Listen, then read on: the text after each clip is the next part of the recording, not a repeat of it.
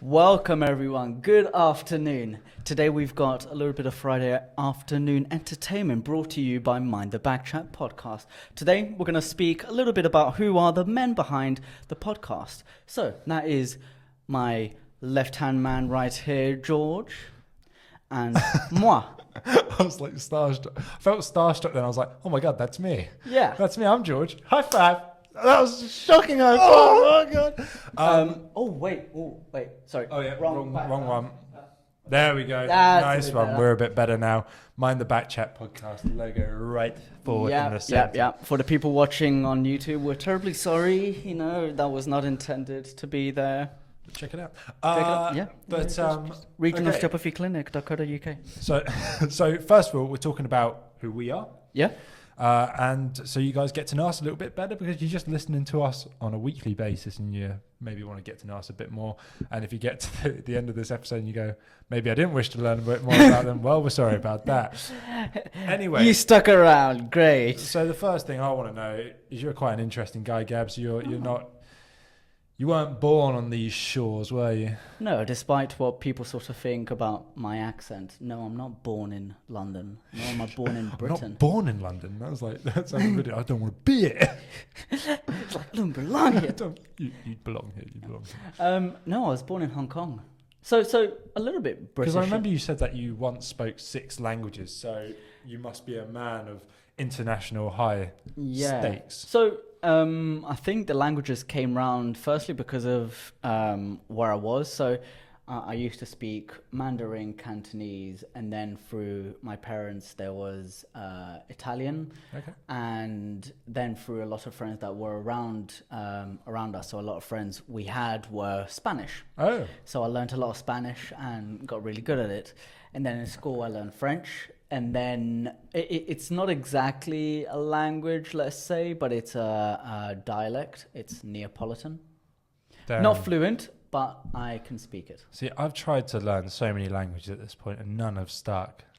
None. I've tried learning German, French, Italian, and Dutch.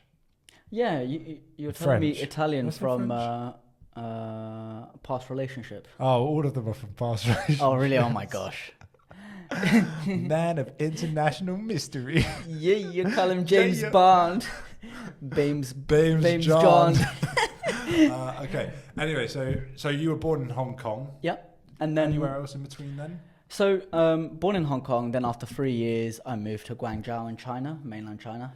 And then at the age of 9, I moved to London. So I was never really in Italy at all, despite my blood being Italian. Yeah. Both my parents are Italian, but identity-wise, I'm born in Hong Kong. So kind of... If you've been there since you're 9, you kind of pick up the English accent as well. Yeah, exactly. I mean, it's like saying for me, both my parents are English, and yet no one would know that I was born in the...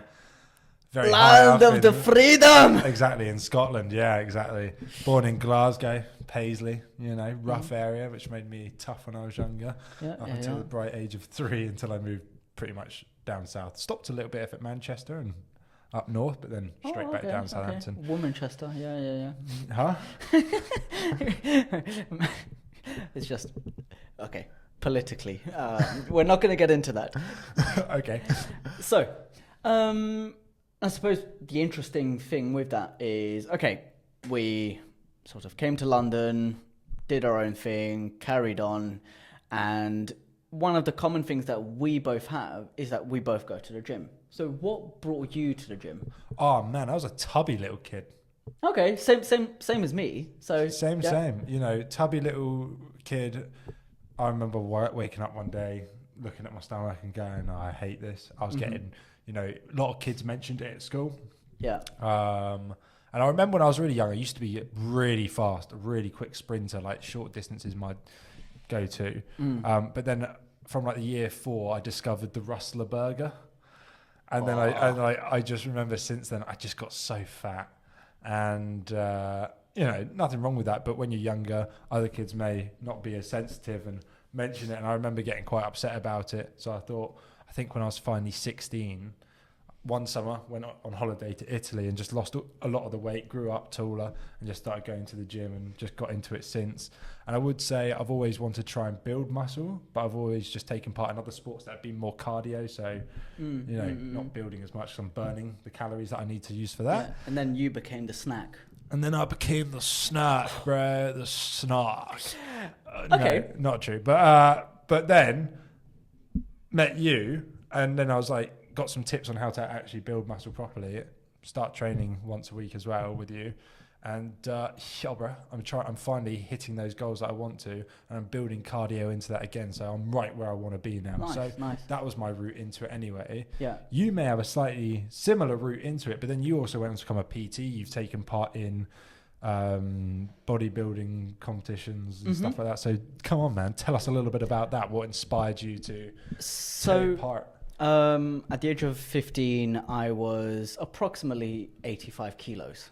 That's about 3 or 4 kilos less than I am now. Yeah. And there's a height discrepancy between us. Exactly. You showed me a picture. Yeah. Yeah. I was mental. pretty big. I was pretty big with like double chin and all.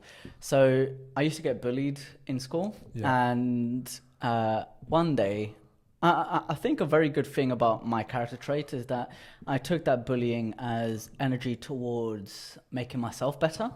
So I lost all of that weight in about a year. So I lost 25 kilos in a year. Wow. 25 kilos. And wow. Then I was 16 at that time, and I had my first work experience. So I worked as a PE teacher. Yeah. So you went to school and did like work experience. Yeah. I did the exact same thing. Oh, really? My work experience was at school, like assisting a teacher. Yeah. That's pretty. Yeah. Same as me. Same as me. Oh my gosh. Nuts. You see, another mutual thing that we have.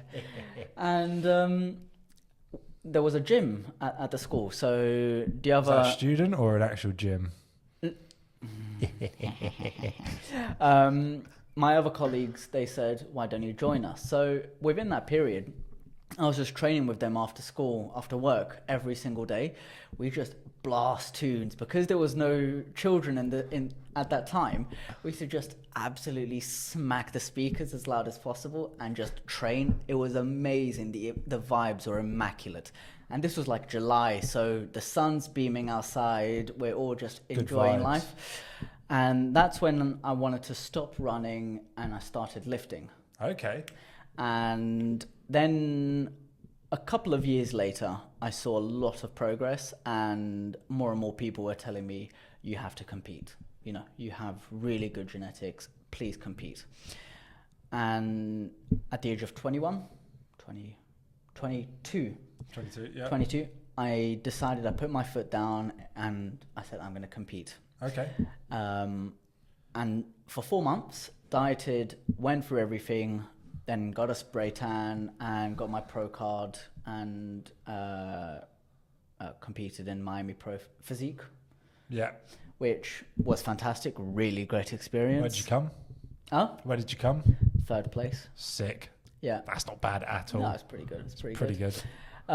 So got that, got my pro card, happy days. And ever since, I've been a lot more focused on career, but I wanted to get that done before things got really hectic. So yeah, okay. So you went into obviously the PT side, and you trained heavy. So what actually initially kicked you into being an osteopath? Because we both did work experience as a teacher, because I imagine you wanted to be a teacher at one point as well. So what made you transition to do osteopathy? And did it live up to what you expected when you finally got into uni for it? Okay, that's an interesting question. Because for me, I actually wanted to become a doctor. So that was my main kind of goal career-wise. I really loved medicine. I really loved biology. And I had this lovely biology teacher, Miss Laborde. Shout out to her. Shout out. She was like an auntie to me. Okay. And she said, if you don't become a doctor or any sort of medical professional, I will kill you. Oh, that's solid teaching, fear. Amazing. Top Strike notch. Fear into the students. You do it or I kill you. But it was really I good. hope so. Yeah. But every night just waiting outside your window, just like, you better sign up to do something medical. Yeah. No, but actually she already knew I wanted to do that. Yeah. So she was like, look, you better. Okay. Just Yeah. go for I it. did it, bro. So I did. Gotta stop And that voice. I was going down the route to do medicine. Yeah. I even did a year and a half at King's College, where I used to Wow. go there every Thursday for lectures. So it was an outreach to medicine course. Cool. And I was due to go to King's College. Yeah. And then I had a cousin who was training to be an osteopath, and he said, don't do medicine, do osteopathy. So I started to go to some of his sort of classes, Yeah. and I kind of went, this is pretty cool. And it's 4 years instead of 9 years in a sense. So I went, okay, I'll add on osteopathy into my university list. Yeah. And got in. Bob's your uncle. Yeah. Okay, so when you signed up for osteopathy, obviously, preparing yourself for the whole medical doctor world, what was your experience with the course? Was it what you expected? Was it more than what you expected? Or did it not live up to the expectations that you were looking for as a... So I thought osteopathy would have been a lot more hands-on work and a lot less in regard to being holistic. Even though I knew it was something holistic, I didn't realize how holistic it was. We do psychology, neuroanatomy, we do... Pharmacology, radiology, general medical screening, we do visceral, cranial, neurology, cranial neurology. It just, the list goes on. Pathology, physiology, pathophysiology, and then anatomy. It's ridiculous. So we probably think the same way, that actually it's not what we expected, That's but none it of the was practicals. better. That's none of the practicals. Yeah, That's just theory. It was actually better. I thought it was so concrete that it made me feel as though, you know what? I am very close to what a doctor is like. I may not be as good as them in pharmacology. I may not be as good as them in a lot of other things. But you know what? Pretty close. And I enjoy that aspect of me. I'm primary healthcare, and I say that very proudly. That's what shocked me when I did it, actually, is because I remember being at uni and I fiddled around like, I'd like to do something with health. I initially wanted to be a history teacher, and then I just kind of fell off of that. And then I thought, yeah, I want to do something with health as well. And part of me thought I want to go the doctor route, but then I thought, not really going in that direction, and I thought it'd be very stressful. And then I was signing up to look at physio and stuff like that. And then one day I hurt my back and went to see an osteopath. We all know they clipped my back and I got better. And literally that next day I was like, I love what this is. I'm going to sign up to do that. And all eggs in one basket, here we are. But it was so much more than what I was expected, what they told us at the intake day as well. It's a 9 to 5, 5 days a week, 2 lectures a day. Each lecture's 3 hours. You have an exam a week, an essay a month. And it's just that full on for 4 years. And in the last 2 years, you're also balancing that working in clinic, seeing multiple patients, whilst having to step out the room with each patient to go to your lecturer saying, this is what I want to do, this is why, this is this. You had to justify, and it's so much energy. And there's no reason everyone burns out or has a mental breakdown every week. But where it's got me, I'm ecstatic about it. I love what I do for a living. But what I would say is, if somebody said to me, do you want to go back and train as an osteopath? I'd be like, no. Because once is enough. But what you get out of it and the knowledge that you learn is just unbelievable. But there's so much that I don't think a lot of people realize, how medical it is. What was your favorite subject? That's a very good question. Okay, one of them was cranial, because if you went last, you just fell asleep and got treatment. So that was great at the end of the day. That was really good. I really liked physiology and pathology. I really excelled at pathology, actually. Same. And also the medical screening. Hence why I went back and did some assistant lecturing in the medical screening. So checking hearts, lungs, all that good stuff, cranial nerves as well. So. Oh, that's pretty cool. Because it was very factual, but also you're doing stuff, you're literally listening to the heart, you're testing the nerves, you're testing reflexes. And I just found it really beneficial. I loved pathology because it was such a matter of sleuthing around. So, a patient would come in and they'd go, I get very heavy legs after walking for about 10 meters, and then I sit down and it gets better immediately. It's very quick and and you go, oh, you got peripheral arterial disease, and it's just like, okay, not concretely, but that's what I'm thinking. So it's very much a kind of thought processing and how you can try and infer what is going on from what the patient is telling you. It's amazing. And you leave every single lecture thinking, I've got that. The amount of times I left thinking I've got cancer, Paget's disease, or just something going on with me that I was like, I never knew that before, and now I'm going to die tomorrow. Yeah. It's like, George, it's just a mole. It's a deadly mole. I'm dead. Yeah, but luckily it wasn't that. I've got Osgood Schlatter's disease. I've got Hagelin's deformity. You have got that. Yeah, I've got it. I once went to a lecture of Osgood Schlatter's disease, and the guy was like, "Does anyone here have Osgood Schlatter's?" This is Patrick Gautier's voice. "Does anyone here have Osgood Schlatter's?" And I put my hand up, and I was like, "Oh yeah, I've got a pretty big one." And I things you say in clinic and in bed, and. Okay. And I showed him, and he went, "Wow, man, that's the biggest one I've ever seen in my life. That was amazing." Yeah. I'm gonna you and your Osgood Schlatters, man. But like, we had another guy in my year where we were testing for benign paroxysmal positional vertigo, who was positive for it. And we did the test. Put your knee away. That is a big one. Osgood Schlatters, people. But also, we had a guy in my year who was positive for benign paroxysmal positional vertigo, and we did the test on him. He was really positive for it, and he was like really going dizzy, feeling sick, and we're like, and my tutor was like, "Oh yeah, okay, so yeah, we probably shouldn't have done this." Yeah. Because but at least we know you got it. Well, once you've triggered it, that's it. For the next couple of days, he's just Then you do the Epley maneuver, and hopefully you sort it out. Yeah. But did he do the Dix-Housepack maneuver? That's how it came on. Yeah. So that's how it comes on. So that's how you test for it. Epley maneuver is to try and relieve it. Yeah, and you can do that at home yourself or with your osteopath.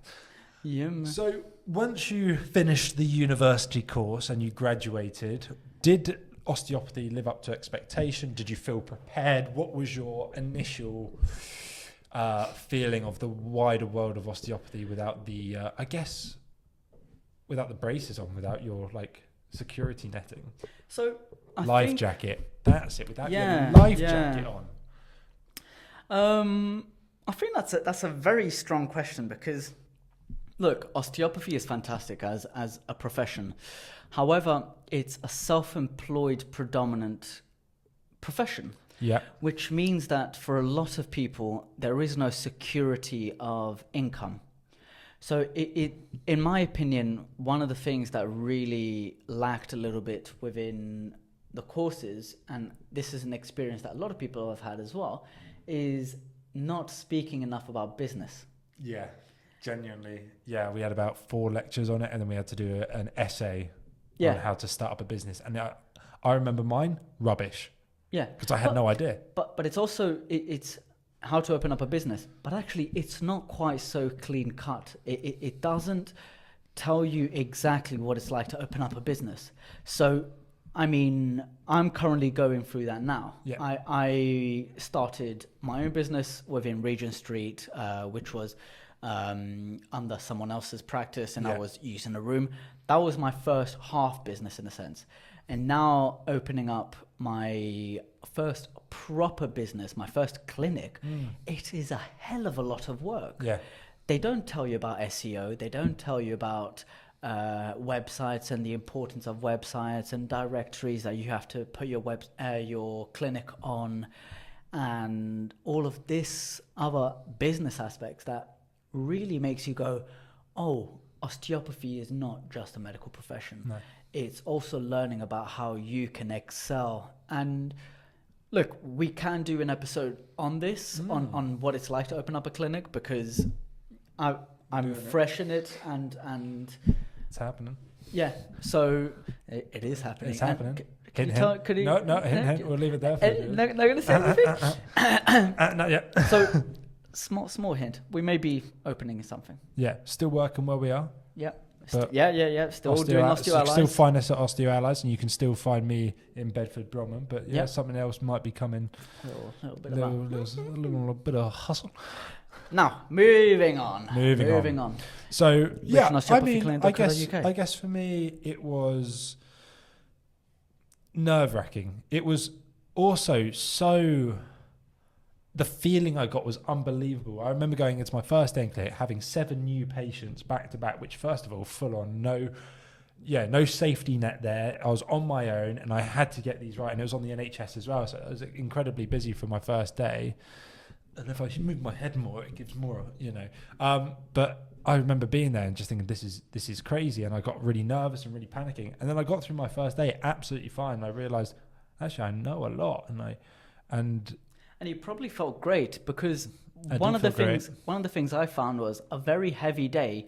You'd come out of it so much more energized than a day when you've had 1 or 2 patients, because you're just like, I've wasted my entire day for 2 people. Like, I remember my first day, I had like somebody come in with like some of the most mind-boggling symptoms ever, with low back pain, with fibromyalgia chucked in there, sacroiliitis going on in this joint, a hip replacement there, a knee replacement here, and it was all and then I had somebody else come in who had who didn't have a diagnosed complete bicep rupture that happened 6 months ago, and their bicep was attached halfway up the arm. They came to see me, and I was like, right, okay, here we go. What can I do there for you? Yeah, Little exactly. tap on the shoulder, great. It's like, now you get back to A&E. Well, no, work on it, because like, what's A&E going to do it after 6 months of it being detached? It's going to fuse back up, and it was no longer painful. It was just tension in the muscle. Yeah. But all great learning experiences, and I would say it took about 2 years, 2.5 years, maybe 3 years, for that confidence to keep growing and the competence to keep growing. Not saying I was incompetent, but what I'm saying is you always have that kind of, was that right? Is that what I think it is?